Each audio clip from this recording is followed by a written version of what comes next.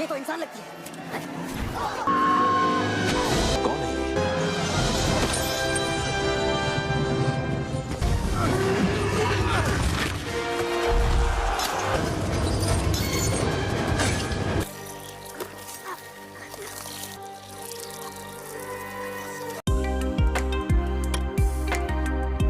Movie की starting में हमें प्लेनेट मार्स को दिखाया जाता है। प्लेनेट मार्स के बारे में पृथ्वी के लोगों को सिर्फ इतना पता है कि ये एक लाल ग्रह है और यहाँ पर कोई भी जीवन नहीं है, लेकिन ऐसा कुछ भी नहीं है। जो लोग यहाँ पर रहते हैं उन्हें 3 राज्यों में बांटा गया है। एक राज्य का नाम है हीलियम, दूसरे का नाम है जोडांग और तीसरे का नाम है थार्क्स। मार्स प्लेनेट पर रहने वाले लोगों ने इसका नाम बारसून रखा है। बारसून पर रहने वाले 3 राज्य, जिनमें से 2 राज्य आपस में सदियों से लड़ते आ रहे हैं और अब भी हीलियम और जोडांगा में लड़ाई चल रही है। लड़ाई के दौरान जोडांगा के जनरल सेप्तन के पास 3 फरिश्ते आते हैं जो अपने आप को गॉड का मैसेंजर बताते हैं और सेप्तन को बोलते हैं कि गॉड ने तुम्हें चुना है, इसीलिए तुम्हें ये हथियार दिया जा रहा है, इससे तुम अपने दुश्मनों के साथ लड़ सकते हो। जनरल उस हथियार को अपने हाथ में पहनकर सामने वाले दुश्मनों पर अटैक करता है, जिससे एक ही बारी में उनके दोनों जहाज टूट जाते हैं और हीलियम के लोगों को वापस लौटना पड़ता है। इस हथियार को पाने के बाद जोडांगा पूरे बारसून में सबसे ताकतवर राज्य बन गया था। इसके बाद मूवी में सीन चेंज होता है और हमें 1881 में न्यूयॉर्क शहर को दिखाया जाता है, जहां हम एडकर को देखते हैं, जिसे जॉन कार्टर के वकील ने उसके घर बुलाया है। दरअसल जॉन कार्टर एक बहुत ही अमीर इंसान है। एडकर जॉन कार्टर के घर पहुंच जाता है और वहां पर उसे जॉन कार्टर का वकील मिलता है, जो एडकर को बताता है कि तुम्हारे अंकल की मृत्यु हो चुकी है और उन्होंने मरने से पहले अपनी एक डायरी है जो सिर्फ तुम्हें पढ़ने के लिए बोला है और अपनी सारी की सारी प्रॉपर्टी तुम्हारे नाम कर दी है। एडकर और वकील के बीच काफी देर तक बातें चलती हैं। फिर एडकर उन्हें कहता है कि मुझे उन्हें श्रद्धांजलि चढ़ानी है, तो मुझे उनके पास ले चलो। फिर वकील एडकर को बताता है कि उनकी इच्छा थी कि मरने के बाद उनके शरीर को दफनाया ना जाए, बल्कि एक ताबूत में रखकर किसी सुरक्षित जगह पर रख दिया जाए ताकि वह जिंदगी भर न खराब हो। एडकर वकील को अंदर चलने के लिए बोलता है, जिस पर वकील उसे बताता है कि यह एक ऐसा दरवाजा है जिसे सिर्फ अंदर से ही खोला जा सकता है। एडकर वकील से पूछता है कि उन्होंने अपनी बॉडी को दफनाने क्यों नहीं दिया। वकील कहता है कि इसका जवाब मेरे पास नहीं है, पर जो उनकी पर्सनल डायरी है जो कि सिर्फ तुम्हें पढ़ने के लिए बोला है, शायद उसके अंदर तुम्हारे सवालों का जवाब मिल जाए। फिर वकील एडकर को वही डायरी दे देता है। वकील के बाहर जाते ही एडकर उस डायरी को पढ़ना शुरू कर देता है। डायरी के शुरू में जॉन कार्टर की पूरी लाइफ के बारे में लिखा हुआ था। एडकर उनकी लाइफ के बारे में पढ़ना शुरू करता है और हमें जेल में जॉन कार्टर को दिखाया जाता है। जॉन कार्टर पिछले 13 सालों से एक सोने की गुफा को ढूंढ रहा था और अब जाकर उसे वह गुफा मिली है। वह उस गुफा के बारे में अपने दोस्त को बता रहा था, तभी वहाँ पर कर्नल के आदमी आ जाते हैं और वह जॉन कार्टर को बंदी बनाकर ले जाते हैं। दरअसल जॉन कार्टर पहले एक बहुत बेहतरीन सोल्जर था, पर उसने अब आर्मी को छोड़ दिया है, इसीलिए जनरल ने जॉन कार्टर को अपने पास बुलवाया है। वह चाहते हैं कि जॉन कार्टर उनके साथ मिलकर अपोहा के खिलाफ लड़े। जॉन कार्टर उनके साथ लड़ने से मना कर देता है और वह कहता है कि मुझे दुनिया में सबसे अमीर आदमी बनना है और मुझे अमीर बनने के लिए एक सोने की गुफा भी मिल गई है। बस अब उस गुफा से सोने को लाकर मैं दुनिया का सबसे अमीर आदमी बनना चाहता हूँ। मैं किसी के खिलाफ नहीं लड़ूंगा। और इतना कहते ही जॉन कार्टर खिड़की से बाहर कूद जाता है और वहाँ से भाग जाता है, लेकिन जनरल अपने घोड़े के साथ जॉन कार्टर के पीछे लग जाता है। तभी सामने से अपोहा के लोग आ जाते हैं और जनरल के आदमियों पर अटैक कर देते हैं। जनरल को एक गोली लग जाती है। जॉन कार्टर जनरल को अपने घोड़े पर बिठाकर एक गुफा के अंदर ले आता है। जॉन कार्टर गुफा के थोड़ी अंदर जाता है तो वह वही गुफा होती है जिसके अंदर सोना था। जॉन कार्टर यह देखकर काफी खुश हो जाता है और वह जैसे ही सोने को हाथ लगाता है, वहाँ पर एक फरिश्ता प्रकट होता है जो कि जॉन पर अटैक कर देता है, पर जॉन कार्टर बड़ी मुश्किलों के साथ उसको मार देता है। दरअसल यह फरिश्ता वही था जो कि मार्स ग्रह पर हमें 3 फरिश्तों को दिखाया गया था, जिन्होंने सेप्तान को एक शक्ति दी थी। फरिश्ता मरने से पहले अपने मुंह से एक मंत्र पढ़ रहा था और उसके हाथ में एक लोहे का टुकड़ा था जो कि चमक रहा था। जॉन कार्टर उस चमकती चीज को अपने हाथ में ले लेता है और जो मंत्र फरिश्ता बोल रहा था वही मंत्र बोल देता है, जिससे वह भी मार्स ग्रह पर पहुंच जाता है, यानी कि बारसून के अंदर। मार्स ग्रह पर पहुंचने के बाद जॉन कार्टर की आंख खुलती है। वह समझ ही नहीं पाता कि वह कहाँ है। वह सोचता है कि मैं अब भी अर्थ पर हूँ। जॉन कार्टर चलने की कोशिश करता है पर उससे चला नहीं जाता, बल्कि वह काफी ऊंची ऊंची छलांग मार रहा था। जॉन कार्टर परेशान था कि वह कहाँ पर पहुंच गया है और इतनी लंबी छलांग कैसे मार सकता है। दरअसल पृथ्वी की ग्रेविटी मार्स से ज्यादा है, इसीलिए मार्स पर जॉन कार्टर इतनी लंबी लंबी छलांग मार सकता है। जॉन कार्टर छलांग मारता मारता एक ऊंची जगह पर पहुंच जाता है। फिर उसे दिखाई देता है कि कुछ लोग उसकी तरफ बहुत तेजी से आ रहे हैं। जॉन कार्टर उन्हें देखकर छुप जाता है। उनको उनका सरदार जॉन कार्टर के सामने आता है और वह उससे बात करने की कोशिश करता है, पर जॉन कार्टर उन्हें अपना दुश्मन समझ रहा था। जॉन उनकी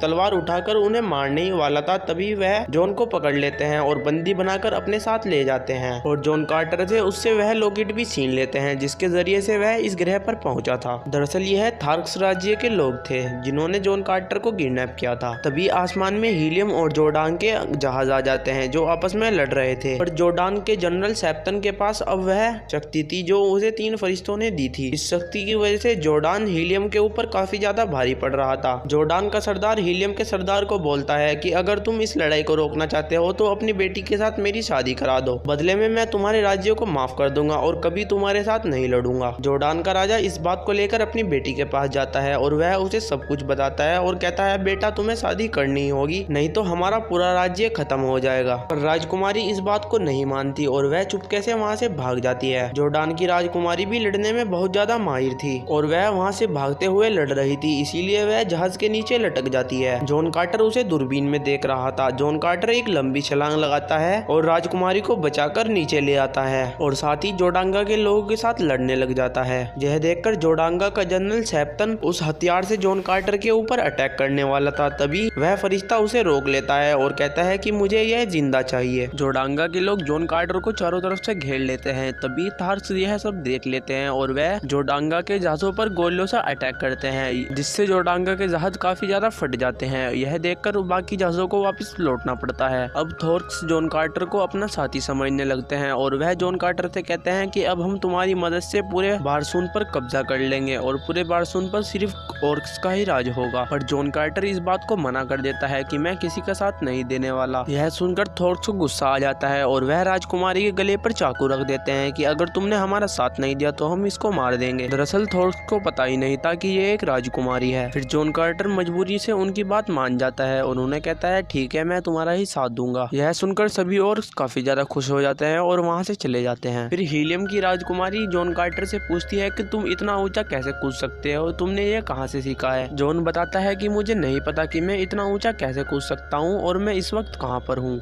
फिर राजकुमारी के द्वारा से जॉन कार्टर को पता लगता है कि वह इस वक्त मंगल ग्रह पर है और उसे समझ आ जाता है कि मंगल ग्रह पर ग्रेविटी काफी कम होने के कारण मैं इतनी ऊपर तक कूद सकता हूँ। वह राजकुमारी को बताता है कि मैं पृथ्वी से आया हूँ, पर राजकुमारी इस बात पर यकीन ही नहीं करती। वह कहती है कि तुम करोड़ों मीलों दूर से यात्रा करके मंगल ग्रह पर कैसे आए। फिर जॉन राजकुमारी को बताता है कि मेरे हाथ में एक लॉकेट था जो कि अब उन थार्क्स के पास है। यह लॉकेट काफी ज्यादा चमक रहा था और मैंने इस ग्रह का नाम लिया और मैं यहाँ पर पहुँच गया। इसके बाद वह दोनों एक मंदिर के अंदर जाते हैं जहाँ पर उन्हें मृत्यु द्वार के बारे में पता लगता है। जॉन कार्टर और राजकुमारी सोचते हैं कि शायद यही वो रास्ता है जिसके जरिए से जॉन कार्टर वापस अपनी दुनिया में जा सकता है। फिर वह इस सफर पर निकल जाते हैं। रास्ते में राजकुमारी जॉन कार्टर को बताती है कि मैं हीलियम की राजकुमारी हूँ और जोर्डान का राजा मेरे साथ शादी करना चाहता है, इसीलिए मैं भागकर यहाँ पर आई हूँ। अब वह तीनों मृत्यु द्वार तक पहुँच जाते हैं। जॉन कार्टर अपने साथ उस लॉकेट को भी चुरा कर ले आया था जिसकी वजह से वह मंगल पर पहुंचा था। वह उस लॉकेट को नीचे रखता है और चारों तरफ रोशनी हो जाती है और इन रोशनियों के जरिए से ही राजकुमारी को उस हथियार के बारे में भी पता लग जाता है जो जोर्डांगा के कमांडर के पास है। फिर वह रोशनी राजकुमारी को ब्रह्मांड दिखाती है और बताती है कि कैसे जॉन कार्टर इस मंगल ग्रह पर पहुंचा। यह सब देखकर राजकुमारी को यकीन हो जाता है कि जॉन कार्टर सच में पृथ्वी से आया है और जॉन कार्टर की सिर्फ आत्मा मंगल ग्रह पर आई है, इसका शरीर अब भी पृथ्वी पर ही है। और इस लॉकेट को जलाने के बाद कोई मंत्र है जिसके जरिए से आप पृथ्वी से मंगल और मंगल से पृथ्वी पर जा सकते हैं, पर उस मंत्र के बारे में इन दोनों को ही नहीं पता होता। वह मंत्र हीलियम की लाइब्रेरी के अंदर किसी किताब के अंदर लिखा हुआ है। यह दोनों बात कर ही रहे होते हैं, तभी वहाँ पर वह तीसरा फरिश्ता आ जाता है जोर्डांगा के लोगों के साथ। फिर वह तीसरा फरिश्ता जोर्डांगा के लोगों को कहता है कि जाओ और जॉन कार्टर और राजकुमारी को बंदी बना लो। काफी मुश्किलों के साथ जोर्डांगा के लोग जॉन कार्टर और राजकुमारी को बंदी बना लेते हैं और वापस हीलियम के महल के अंदर ले आते हैं। राजकुमारी जॉन कार्टर से कहती है कि मुझे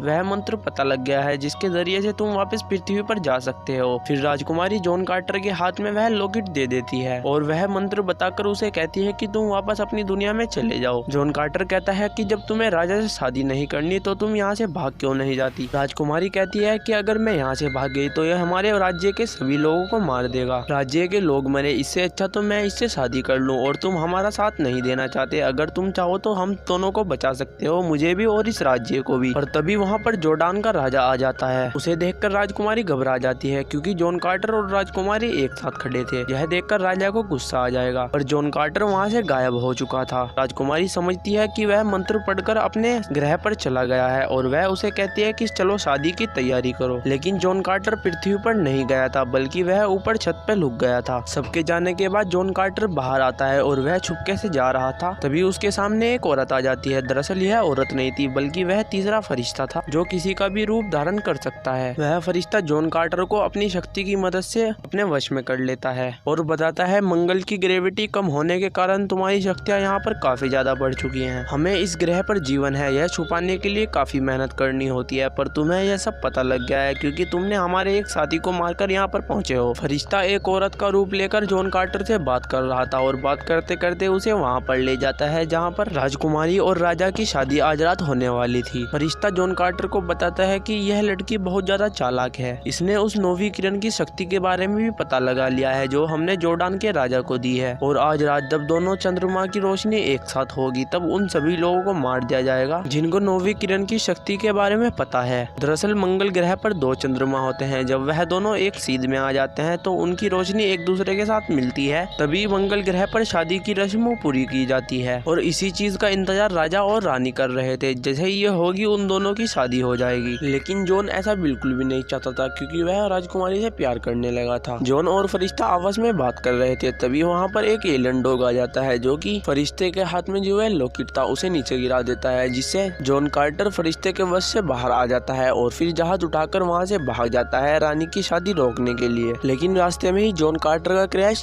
थोर्स के इलाके में क्रैश हो जाता है। थोर्स जॉन कार्टर को बंदी बना लेते हैं क्योंकि वह उनके राज्य से भाग गया था। सजा के तौर पर जॉन कार्टर को 2 बड़े बड़े क्रिएचर से लड़वाया जाता है। जॉन कार्टर उन क्रिएचर से काफी देर तक लड़ता है और लास्ट में जॉन कार्टर एक क्रिएचर के मुंह पे बहुत बड़ा पत्थर मारता है जिससे उसकी मौत हो जाती है, और दूसरे क्रिएचर के ऊपर एक कुल्हाड़ी लेकर कूद जाता है, उसके आर पार कर देता है जिससे दूसरा क्रिएचर भी मर जाता है। फिर जॉन कार्टर वहाँ के राजा को चुनौती देता है अपने साथ लड़ने के लिए। राजा को न चाहते हुए भी उसके साथ लड़ना पड़ता है नियमों के अनुसार। जॉन कार्टर थोर्स के राजा को भी हरा देता है जिससे वह वहाँ का नया राजा बन जाता है। फिर जॉन कार्टर हीलियम के बारे में सभी को बताता है और सबको हीलियम की मदद करने के लिए तैयार करता है। पूरी सेना के साथ जॉन कार्टर शादी वाली जगह पर पहुंच जाता है और एक बार फिर हीलियम और जोर्डान के बीच लड़ाई छिड़ जाती है। और इसी बीच राजा रानी को बंदी बना लेता है और अपने साथ ले जा रहा था, पर राजकुमारी अपनी रस्सी काटकर नीचे कूद जाती है और नीचे से जॉन कार्टर आकर उसे बचा लेता है। इसके बाद राजकुमारी और जॉन कार्टर जोर्डान के लोगों के साथ लड़ने लगते हैं, पर जोर्डान हीलियम के लोगों पर काफी ज्यादा भारी पड़ रहा था क्योंकि उसके पास नौवीं किरण का हथियार था। पर तभी वहाँ पर थोर्स की सेना अटैक कर देती है। जॉन कार्टर अब थोर्स का राजा है, इसीलिए थोर्स जॉन कार्टर के साथ मिलकर जोर्डान को हराने के में उसका साथ देते हैं। इधर जॉन कार्टर कमांडर के उस हाथ को काट देता है जिसमें नौवीं किरण की शक्ति थी। जॉन कार्टर उससे फरिश्ते के बारे में पूछता है, पर तभी वहाँ पर फरिश्ता आ जाता है और वह राजा को मार देता है, और उसी ब्लू लाइट के जरिए से वह जॉन कार्टर को भी मारने वाला था। पर तभी वहाँ पर राजकुमारी आ जाती है और वह जॉन कार्टर को मरने से बचा लेती है। फरिश्ता अब राजकुमारी का रूप लेकर राजकुमारी के गले पर चाकू रख देता है और राजकुमारी से अपना लॉकेट मांगता है, पर राजकुमारी उसके लॉकेट को बहुत दूर फेंक देती है। फरिश्ता अपना लॉकेट लेने के लिए लॉकेट के पीछे जाता है रूप बदलकर। वह लॉकेट जाकर थोर्स के पास गिरता है और एक थोर्स उसे उठा लेता है। तभी फरिश्ता जॉन कार्टर का रूप लेकर उस थोर्स के पास जाता है और उसे कहता है कि ये डिवाइस मुझे दे दो। थोर उसे लॉकेट दे देता है, पर तभी वहाँ पर रियल जॉन कार्टर आ जाता है। उसे देखकर थोर्स समझ जाता है कि यह कोई और है, जॉन कार्टर नहीं है। फिर थोर्स और जॉन कार्टर मिलकर दोनों फरिश्ते के ऊपर अटैक करते हैं, पर फरिश्ता वहाँ से गायब हो जाता है। अब हीलियम और